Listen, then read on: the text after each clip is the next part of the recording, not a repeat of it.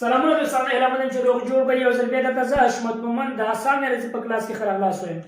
راځئ نن د اسانه ریاضي په کلاس کې به نن موضوع د فیصدۍ پیدا کول دی. د یو عدد څنګه کولی شو د یو عدد فیصدۍ تر ټولو اسانه طریقه څه ده؟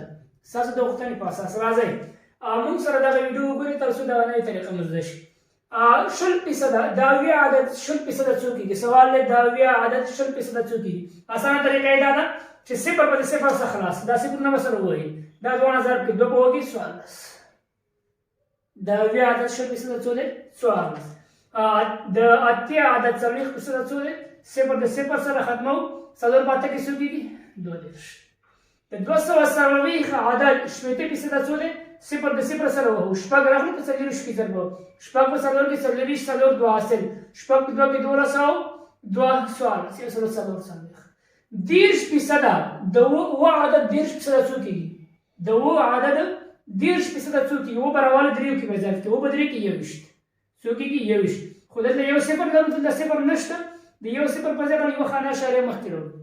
2.4. 80% د 15 عدد څو کېږي؟ 15 په راواله په اتو کې به ضرب کړي. 15 په اته کې 40. صحیح شوه؟ یو صفر شته، که دلته بل صفر وه دې سره هم خلاصوو، خو نشته دی. د دې صفر په ځای یو خانه اشاریه اچوو، مساوي څو کېږي؟ 4.